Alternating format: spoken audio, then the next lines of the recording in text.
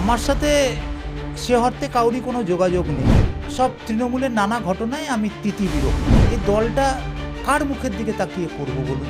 কলকাতা পৌরসভা যদি কোনো সাফল্য থেকে থাকে তার দায়িত্ব মেয়র নিয়েছেন, ব্যর্থতা থাকলে তো তার দায় নিতে হবে। এর দায়ভার কে নেবে? তার নেতৃত্বে কাজ হবে। ফলে সেই নেতৃত্বের অভাব তো ছিলই। এখন পরপর ঘটনা তো ঘটছে, আমার বলার অপেক্ষা তো রাখে না। গার্ডেন রিচের ঘটনা কেন ঘটলো, তারাতলার ঘটনা কেন ঘটলো, আজও এত বছর মেয়র থাকার পর উত্তর কলকাতার মানুষকে কেন জল যন্ত্রণায় ভুগতে হয়? আমার কোনো প্রশ্নের কোনো মূল্যায়ন হয়নি বলে আজকে গার্ডেন ব্রিজ ঘটেছে, আজকে তারাতলা ঘটলো। অল টাইম রেকর্ড 124 বার উঠে দাঁড়িয়ে আমি মেয়রকে প্রশ্ন করেছি, এটা হয়নি, এটা হচ্ছে না, এটা দেখুন, এটা করতে হবে, এটা ভবিষ্যতের প্রশ্ন। আমি দু জায়গায় দেখে নিলাম যে কোথায় কি সার্কাস হচ্ছে। ক্রমশ একা হচ্ছে কালীঘাট তৃণমূল, ক্রমশ একা হচ্ছেন মমতা বন্দ্যোপাধ্যায়। এবার দল ছাড়লেন কলকাতার 48 নম্বর ওয়ার্ডের প্রাক্তন তৃণমূল কাউন্সিলর বিশ্বরূপ দে। আমি রয়েছি বিশ্বরূপ দার সঙ্গে। তিনি কেন দল ছাড়লেন শুনবো তার কথা। দাদা, কেন, মানে হঠাৎ এই মুহূর্তেই কেন দলটা ছেড়ে বেরিয়ে এলেন, যখন আপনাদের মতো কর্মীদের ভীষণভাবে দরকার মমতা বন্দ্যোপাধ্যায়? দেখুন, আমার সাথে সে অর্থে কাউরি কোনো যোগাযোগ নেই।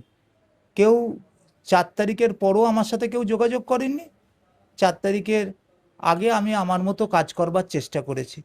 কিন্তু আমি এই সব তৃণমূলের নানা ঘটনায় আমি তিতিবিরক্ত। দেখুন, তৃণমূল কংগ্রেস কেন করতে এসছি? একটা নীতি, একটা আদর্শ, মানুষের জন্য কাজ করব, এই ভাবনা নিয়েই তো করোনার সময় পর থেকে তৃণমূল কংগ্রেসে আসা, তারপরে পৌর প্রতিনিধি হওয়া। কিন্তু এই করতে করতে এখন যে জায়গায় এসে দলটা দাঁড়িয়েছে, এই দলটা কার মুখের দিকে তাকিয়ে করব বলুন তো? আজকে তারাতলায় যে ঘটনাটা ঘটলো গত পরশু দিন, এই 48 ঘন্টা অতিক্রান্ত হলো, এর এর দায়ভার কে নেবে? নিরীহ মানুষগুলো মারা যাচ্ছে, তাদের পরিবারের হাহাকার কান্না। মানে তারাতলায় এখনো উদ্ধার কাজ চলছে, এখনো নিখোঁজ বহু। এবং সবচেয়ে দুর্ভাগ্যের বিষয় যে দায় এড়াচ্ছেন স্বয়ং তার মুখ্যমন্ত্রী শুভেন্দু অধিকারী, যিনি প্রাক্তন মেয়র ফিরহাদ হাকিম, তার সই দেখাচ্ছেন যে তিনি সেই ছাড়পত্র দিয়েছেন, তারপরেও তিনি সেই দায় এড়াচ্ছেন। এটাই দুর্ভাগ্যজনক। দেখুন, যে মাথায় থাকে, সাফল্যের বার্তাও তার কাছে পৌঁছায়। আবার যদি কোনো ব্যর্থতা থেকে থাকে তার দায় তাকে নিতে হবে। কলকাতা পৌরসভা যদি কোনো সাফল্য থেকে থাকে তার দায়িত্ব মেয়র নিয়েছেন, ব্যর্থতা থাকলে তো তার দায় নিতে হবে। এটা তো ঘটনাই। একটা স্কুলের হেডমাস্টার। মানে উনি উনি আবার বলছেন যে দুর্ভাগ্যবশত আমি ইঞ্জিনিয়ার হইনি। দেখুন, সৌভাগ্য মানে কেউ এটা এক হাস্যকর কথা। সৌভাগ্য বা দুর্ভাগ্যর বিষয় নয়। এই যে আমি আজকে ওয়ার্ডের কাউন্সিলর, আমি তো সাফাই কর্মী নই, কিন্তু সাফাই কর্মীরা যারা কাজ করছে তাদের উপর নজরদারির কাজ করি। মহানাগরিককে ইঞ্জিনিয়ার হতে হয় না। মহানাগরিক দেখবেন যে কাজটা ঠিকভাবে হচ্ছে কিনা নজরদারি করার কথা। যিনি স্বরাষ্ট্রমন্ত্রী হন দেশের বা রাজ্যের, তাকে তো আইপিএস হতে হয় না, কিন্তু স্বরাষ্ট্রমন্ত্রীর কাজ হচ্ছে যে তার স্বরাষ্ট্র দপ্তর অর্থাৎ হোম ডিপার্টমেন্ট ঠিকমতো চলছে কিনা তার নজরদারি করা, তার দেখভাল করা। তো এটা তো খুব বোকা বোকা কথা, ফুলিশ বক্তব্য যে আমি তো আর ইঞ্জিনিয়ার নই। ইঞ্জিনিয়ার হতে হয় না। মহানাগরিক দেশবন্ধু চিত্তরঞ্জন দাস মেয়র ছিলেন, মেয়র অফ ক্যালকাটা ছিলেন, তিনি ইঞ্জিনিয়ার ছিলেন। সুভাষ বোস মেয়র অফ ক্যালকাটা ছিলেন, তিনি কি ইঞ্জিনিয়ার ছিলেন? তো কমল বসু ছিলেন, মেয়র ছিলেন, তিনি কি ইঞ্জিনিয়ার ছিলেন? কেউ ইঞ্জিনিয়ার, কোনো মেয়র আমার জানা নেই এখনো পর্যন্ত, আমি সঠিক বলার ঠিক হবে না, কেউ ইঞ্জিনিয়ার ছিলেন। কিন্তু মেয়রের দায়িত্ব হচ্ছে কলকাতা পৌরসভাটা সুস্থভাবে চলছে কিনা সেটা নজরদারি করা, তার নেতৃত্বে কাজ হবে। ফলে সেই নেতৃত্বের অভাব তো ছিলই। নাহলে নেতৃত্ব দিতে ব্যর্থ হয়েছেন মহানাগরিক হিসেবে। তখন পরপর ঘটনা তো ঘটছে, আমার বলার অপেক্ষা তো রাখে না। গার্ডেন রিচের ঘটনা কেন ঘটলো, তারাতলার ঘটনা কেন ঘটলো, আজও এত বছর মেয়র থাকার পর উত্তর কলকাতার মানুষকে কেন জল যন্ত্রণায় ভুগতে হয়? কেন মানুষ এখনো জলের অভাব, পানীয় জলের অভাবে কেন ভুগতে হবে? হকার সমস্যার কেন বিহিত করলেন না? ফলে এগুলো তো মানুষের যন্ত্রণা। দাদা, আমি যদি একটা কথা মনে করিয়ে দেই, যখন নিজাম প্যালেসে ওনাকে ডাকা হয়েছিল এবং বেশ কয়েকদিন তিনি জেলেও ওখানে ছিলেন তাদের আন্ডারে, তো তখন তিনি মিডিয়ার সামনে একেবারে চোখে জল বার করে বলেছিলেন, আপনারও বোধহয় মনে থাকবে, যে আমাকে কলকাতার সুরক্ষা করতে দিল না। মানে সেই কথাটা আজকে কতটা যৌক্তিকতা রয়েছে? আমি জানি না কলকাতার সুরক্ষা বলতে তিনি কি মানে বুঝিয়ে, সত্যি কি আছে, ছিল? কলকাতার সুরক্ষা বলতে কি বোঝাতে চেয়েছেন আমি জানি না। তবে আমি এইটুকু বলতে পারি, একজন সাধারণ পৌর প্রতিনিধি হিসাবে অন্তত মানে record time, all time record 124 বার আমি হাউসে দাঁড়িয়ে কলকাতার কথা বলেছি এবং বিভিন্ন বিষয় প্রশ্ন করেছি। তিনি বিরক্তও হয়েছিলেন। আমি বলিনি? আমি বলেছি তো যে কলকাতা পৌরসভায় আপনি ভাবতে পারেন একটা কোনো স্থায়ী আর্কিটেক্ট নেই। আজকে যদি আপনি বাড়ি বানাতে যান, দোতলা তিনতলা যাই বাড়ি বানাক, একতলা বানান তিনতলা বানান, আপনি একটা আর্কিটেক্ট অ্যাপয়েন্ট করবেন যে সে দেখবে বাড়ির স্টেবিলিটি কেমন আছে, বাড়ির মাটি, বিভিন্ন জায়গার মাটি বিভিন্ন হয়, সয়েল টেস্ট করে দেখা হবে সেই মাটির কি অবস্থা, সেগুলো কে দেখবেন? আর্কিটেক্ট দেখবেন। আজকে কলকাতা পৌরসভার কোনো স্থায়ী আর্কিটেক্ট নেই। আমি তো হাউসে প্রশ্ন করেছিলাম ইন হাউস যে আর্কিটেক্ট অ্যাপয়েন্টমেন্ট হচ্ছে না কেন? তখন এই কথাগুলোর মানে কোনো ভ্যালু দেওয়া হতো না, না? মূল্যায়ন হয়নি। সেই কথাগুলোর কোনো মূল্যায়ন হয়নি। এই যে এলবিএস, যারা এই বিল্ডিং প্ল্যানে যাদের স্বাক্ষরে যায় কলকাতা কর্পোরেশনের কাছে, তারপরে মঞ্জুর হয়, সেই এলবিএসের নজরদারি কে করবে? কলকাতা পৌরসভাকে করতে হবে। এই প্রশ্ন আমার ইন হাউস আমি করেছিলাম, কিন্তু ওই যে বললাম, আমার কোনো প্রশ্নের কোনো মূল্যায়ন হয়নি বলেই আজকে গার্ডেন ব্রিজ ঘটেছে, আজকে তারাতলা ঘটলো। ফলে এইগুলো কিন্তু আপনাকে ভাবতে হবে যে আমি কিন্তু এমন নয় যে আপনি আমাকে বলবেন আজকে দল হেরে গেছে বলে আমি বেসুরো, এটা কিন্তু বলবেন না। আমি কিন্তু ডে ওয়ান থেকে আমি বেসুরো। কেন বেসুরো? কারণ আমি দলের কাউন্সিলর হলেও আমি কিন্তু মানুষের কথা বলেছি এবং সেই কারণেই অল টাইম রেকর্ড 124 বার উঠে দাঁড়িয়ে আমি মেয়রকে প্রশ্ন করেছি, এটা হয়নি, এটা হচ্ছে না, এটা দেখুন, এটা করতে হবে, এটা ভবিষ্যতের প্রশ্ন। কলকাতার এয়ার পলিউশন আজকে কোথায় এসে দাঁড়িয়েছে আপনি জানেন? আপনি জানেন না আজকে এয়ার পলিউশন এত ডিগ্রেডেড হয়ে গেছে। আজকে শীতকালে এয়ার পলিউশন যে জায়গায় এসে পৌঁছয় আজকে আপনি ভাবতে পারবেন না। এই যে বৃষ্টি হলে ঝড়েতে গাছগুলো পড়ে যাচ্ছে, এই জানেন একটা গাছ পড়ে যাওয়া মানে কতটা ক্ষতি? একটা মানুষ মরে যাওয়ার থেকে একটা গাছ পড়ে যাওয়া মানে 100টা মানুষ মরে যাওয়ার সমান। ফলে এই গাছগুলোকে সুরক্ষিত করার জন্য ট্রিটমেন্ট দরকার। যেমন আমরা হসপিটালে গেলে মানুষ চিকিৎসা পায়, গাছগুলোর চিকিৎসা দরকার। আমার প্রশ্ন, এই 15 বছরে এই গাছের সুরক্ষার জন্য 15 বছর তো বলতে পারবো না, 5 বছরে আমি প্রশ্ন করেছি, এই বইতে সব আছে, এই বই আমি মানুষের কাছে পৌঁছে দেবো। এই গাছের ট্রিটমেন্ট প্রয়োজন ছিল, গাছের হসপিটাল প্রয়োজন ছিল, সেই হসপিটাল ট্রিটমেন্ট আমরা করতে পারি। গাছগুলো পড়ে যাচ্ছে। আজকে একটা ঝড় হলেই দেখবেন কলকাতা শহরে অ্যাটলিস্ট 50টা করে গাছ পড়ে যাচ্ছে।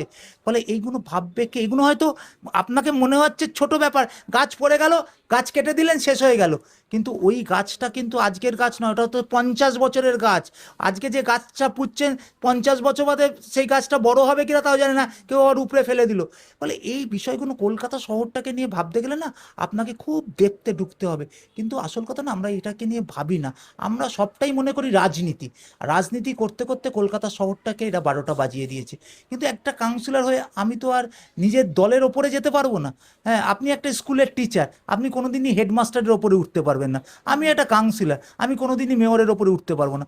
আমার যেটুকু দরকার আমি হাউসে বলার চেষ্টা করেছি। আপনি কতটা নিলেন আর কতটা বাদ দিলেন সেটা আপনার ব্যাপার। বৃহস্পতিবার সন্ধ্যায় উত্তর কলকাতার একটা দলের মিটিং ছিল, সেখানেও তো আপনি উপস্থিত ছিলেন, তারপরেই মিটিংয়ে উপস্থিত ছিলেন, তারপরে সেই সিদ্ধান্ত নেওয়ার কারণ কি দল ছাড়ার? দেখুন, আমি সব জায়গায় গেছি, আমি ভাবের ঘরে চুরি করিনি, আমি কোথাও লুকিয়ে যাইনি। আমি ঋতব্রত বাবুদের নভোটেল হোটেলেও গেছি, আর কালকের আমি বেঈমান নয় সভাতেও গেছি। কেন গেছি? আমি বুঝে নিতে চেয়েছি।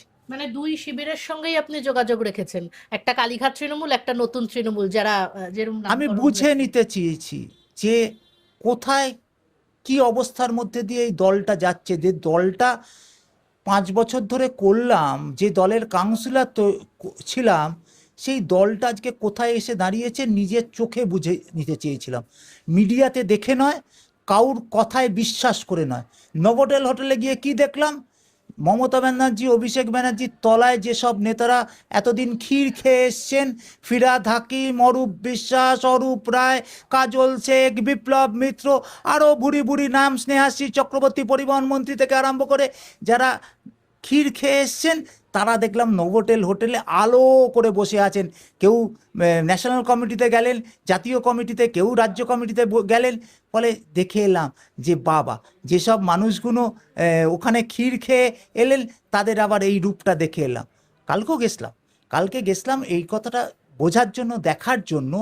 আমাদের উত্তর কলকাতাতে দুটো গ্রুপ আছে। কালকে গেলাম, কিন্তু এত বৃষ্টি আর বলার সুযোগ হয়নি। পেলে ওইটাই বলার জন্যই গেছিলাম। কখনো কুণালবাবুর সাথে দেখা হলেও বলবো। আমাদের একটা হোয়াটসঅ্যাপ গ্রুপ আছে উত্তর কলকাতা কাউন্সিলর বলে। সেই হোয়াটসঅ্যাপ গ্রুপটা এখনও কে নিয়ন্ত্রণ করে জানেন? করেন আমাদের সাংসদ শ্রী সুদীপ বন্দ্যোপাধ্যায়। তিনি অন্য দলে চলে গেছেন, তিনি এনসিপিআইতে চলে গেছেন, কিন্তু আজও দাঁড়িয়ে সেই উত্তর কলকাতার তো নতুন যিনি মানে নির্বাচিত হয়ে মানে নিয়োগ করা হয়েছে কুণাল ঘোষকে। সেটাই তো আমার বলার কথা। কুণাল ঘোষ সভাপতি, কিন্তু উত্তর কলকাতা কাউন্সিলর গ্রুপটা নিয়ন্ত্রণ করেন সাংসদ সুদীপ বন্দ্যোপাধ্যায়। আমাকে রিমুভ করে দিয়েছেন। তার আগে আমি তার বিরুদ্ধে বলেছি বলে গ্রুপ থেকে রিমুভ করে দিয়েছেন। অর্থাৎ তিনি এতটাই পাওয়ারফুল কালীঘাট তৃণমূলের যে অন্য দলে চলে যাবার পরও তিনি আমাকে রিমুভ করে দিয়েছেন 4 দিন আগে। ফলে তার মানে এই দলটা কি আর করা যাবে?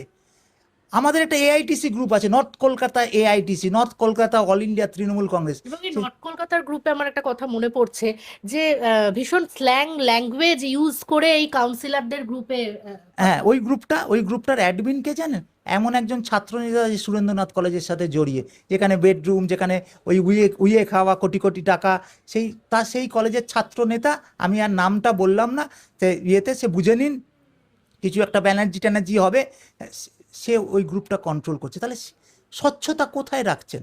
স্বচ্ছতা তো কোথাও নেই, পুরোটাই করাপ্টেড। ফলে সেই জায়গায় দাঁড়িয়ে আমি দেখলাম লতায় পাতায় এই দলটার সাথে জড়িয়ে আর কি করবেন, নিজের বদনাম আরও বাড়বে।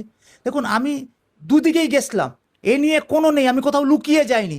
জনসমক্ষে গেছি, ছবি উঠেছে, আমি কোথাও গেছি মুখ লুকিয়েছি তা নয়। আমি দু জায়গায় দেখে নিয়েছি যে কোথায় কি চরিত্র, এবং তারপরে রাত্রির বেলায় সিদ্ধান্ত নিয়েছি।